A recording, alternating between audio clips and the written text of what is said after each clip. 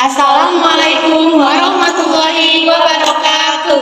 Kami dari kelompok 13, saya yang bernama Fitri Febianti dengan NIM 1220211035 dan teman saya Nur Alia dengan NIM 1220211014. Kami akan membacakan cerpen yang berjudul Saya di Mata Sebagian Orang, karya Denar Mahesa Ayu. Sebagian orang menganggap saya munafik, sebagian lagi menganggap saya pembual, sebagian lagi menganggap saya sok gagah, sebagian lagi menganggap saya sakit jiwa, sebagian lagi menganggap saya murahan. Padahal saya tidak pernah merasa munafik, tidak pernah merasa membual, tidak pernah merasa sok gagah, tidak pernah merasa sakit jiwa, tidak pernah merasa murahan. Dan apa yang saya rasa tuh tidak membuat mereka berhenti berpikir kalau saya munafik, berhenti berpikir kalau saya pembual, berhenti berpikir kalau saya sok gagah, berhenti berpikir kalau saya sakit jiwa, berhenti berpikir kalau saya murahan. Sementara saya sudah berusaha mati-matian menjelaskan kalau saya tidak munafik, kalau saya tidak membual, kalau saya tidak sok gagah, kalau saya tidak sakit jiwa, kalau saya tidak murahan. Tapi penjelasan saya malah semakin membuat mereka yakin kalau saya munafik, yakin kalau saya pembual, yakin kalau saya sok gagah, yakin kalau saya sakit jiwa, yakin kalau saya murahan. Maka inilah saya yang tidak munafik, yang tidak membual, yang tidak sok gagah, yang tidak sakit jiwa, yang tidak murahan. Walau sebagian orang tetap menganggap saya munafik, menganggap saya pembual, menganggap saya sok gagah, menganggap saya sakit jiwa, menganggap saya murahan. Saya katakan ke banyak orang kalau saya tidak punya pacar, saya tidak punya kemampuan untuk mencintai seseorang. Tapi bukan berarti saya tidak punya teman. Saya punya banyak sekali teman. Ada teman yang setiap pagi menyiapkan air hangat untuk mandi, ada teman makan siang ketika rehat kantor, ada teman yang menjemput sepulang kantor, ada teman yang menemani nonton, ada teman yang menemani clubbing.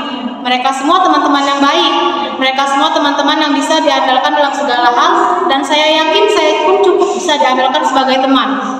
Bukankah sudah sepatutnya begitu dalam hubungan pertemanan? Buktinya, tidak jarang sebenarnya saya malas makan siang, tapi karena teman saya mengajak, saya merasa tidak enak untuk menolak. Begitu juga halnya dengan nonton atau clubbing. Pulang kantor saya sering kelelahan, inginnya lekas pulang dan tidur. Tapi jika ada teman yang mengajak nonton, rasanya saya tidak tega untuk menolaknya. Apalagi ia sudah khusus jauh-jauh menjemput ke kantor. Maka saya akan mengiyakan, walaupun belum tentu saya suka dengan film yang kami tonton. Pada saat kami nonton, tidak jarang pula ponsel saya berdering.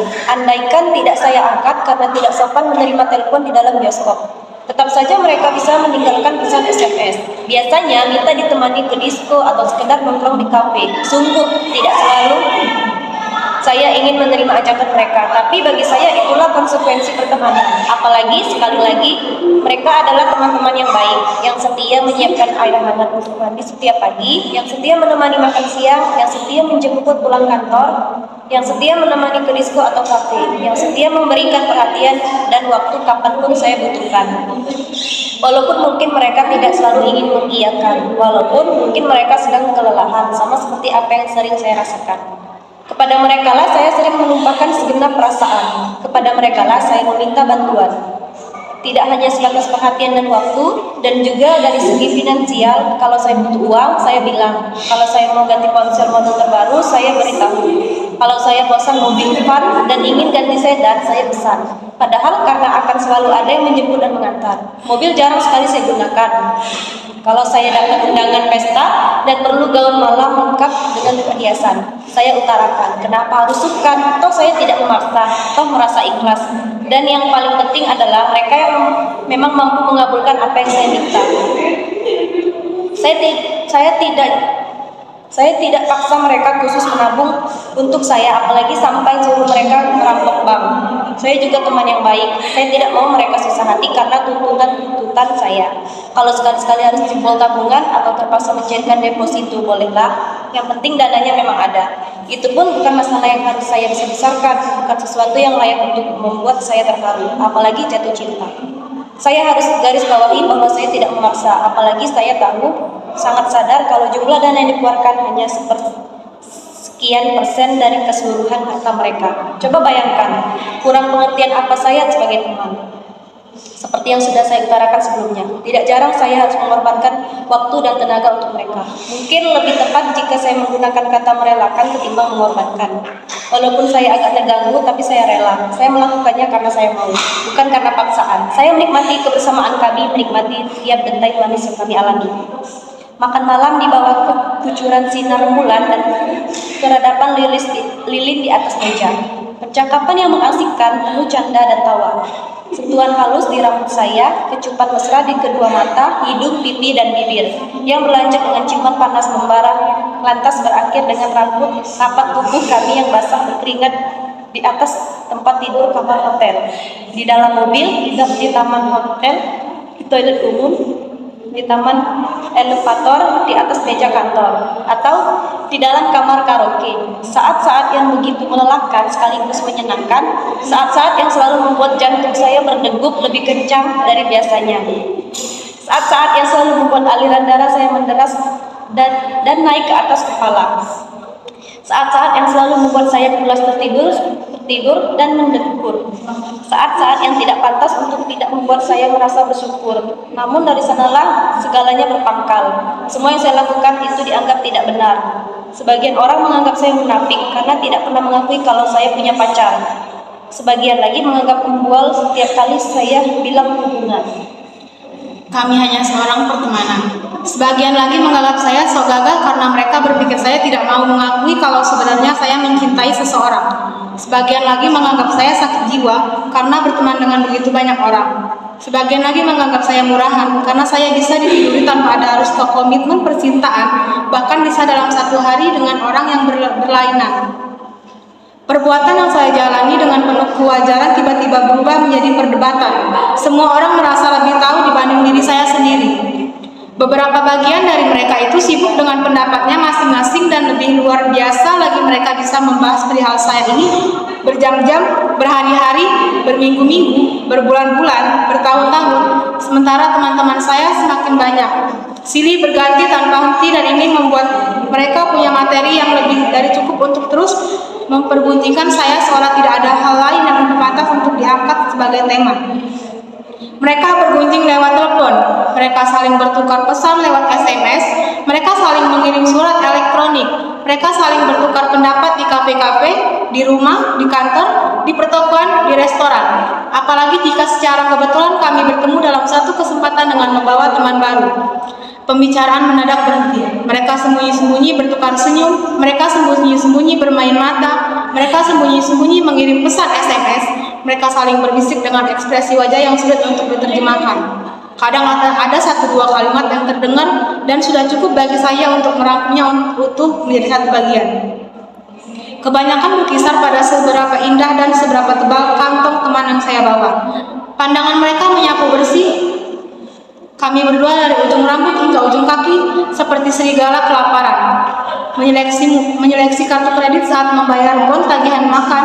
Jika teman saya kelihatan indah, maka dikaitkannya lah dengan seberapa dahsyat kehebatannya di atas ranjang. Jika teman saya kelihatan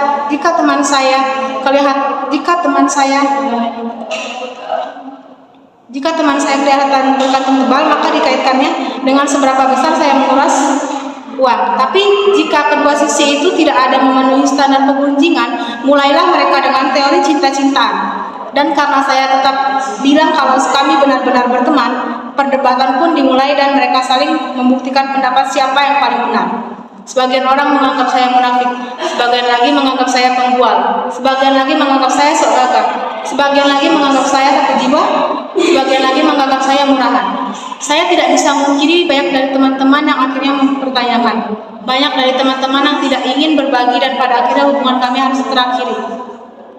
Tapi tidak satu pun dari mereka yang menendang karena saya menjunjung tinggi keterbukaan. Saya tidak pernah membohongi, saya tidak pernah akal-akalan, sehingga saya dibilang hubungan kami berakhir sebetulnya tidak sepenuhnya benar.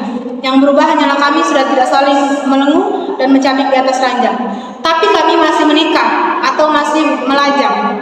Hal-hal seperti ini yang membuat sering tidak saya temukan pada sebagian orang yang menganggap saya munafik, pembual, sok gagah, sakit jiwa, atau murahan itu. Sebagian dari mereka malah sering saya dapati tidak lagi bertegur sapa sekali dengan teman lamanya. Biasanya disebabkan karena hubungan mereka yang sembunyi-sembunyi dengan si A ketahuan oleh si B. Setelah putus dengan si A, si B ternyata ketahuan pula lah si A berteman dengan perempuan lain. Alangkah sayangnya sebuah hubungan yang menempuh berbagai arah rintangan itu akhirnya harus kandas di tengah jalan. Tapi saya menghargai sebuah pilihan. Saya saja heran. Tapi walaupun saya heran, saya tetap tidak berani menganggap mereka munafik, pembual, sakit jiwa, sok gagah atau murahan. Kadang saya juga mengalami kesulitan dalam satu hubungan. Beberapa kali saya bertemu dengan tubuh-tubuh indah yang membuat mata silau, membuat darah bersir dan mengisyaratkan satu kenikmatan. Malam-malam panjang kontraksi dahsyat di tengah selangkangan, yang nyatanya berakhir dengan rasa mual, ereksi yang tidak lama kekal, reaksi yang membuat waktu berjalan bagai tak berujung pangkal. Dan saat itulah alarm dalam tubuh saya mengisyaratkan segala rencana kencan lanjutan batang. Sebagian orang menanamkan kejadian-kejadian seperti itu sebagai cinta semalam. Sebagian orang merasa kejadian-kejadian seperti itu bertentangan dengan moral.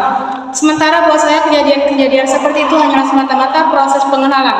Seksi alam yang akhirnya menjawab apakah kami ini bisa atau tidak lanjut berteman. Tetapi tetap orang menganggap saya munafik, menganggap saya pembual, menganggap saya sok gagah, menganggap saya sakit jiwa, menganggap saya murahan.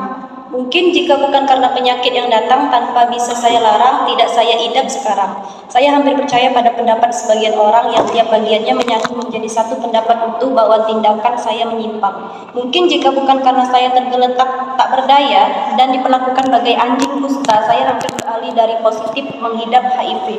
Ternyata saya masih punya banyak teman yang setiap menyiapkan air hangat untuk bilas badan, mengirim makan siang, menemani makan malam, mendongeng tentang sebuah peristiwa lucu di satu kafe, bercerita tentang film yang baru saja diputar, membayar ongkos perawatan ketika sebagian orang sibuk bergunjing atas akibat yang saya terima karena saya munafik, pembual, sok gagah, sakit jiwa, murahan. Sekian dari kami, kurang lebihnya kami mohon maaf. Wassalamualaikum warahmatullahi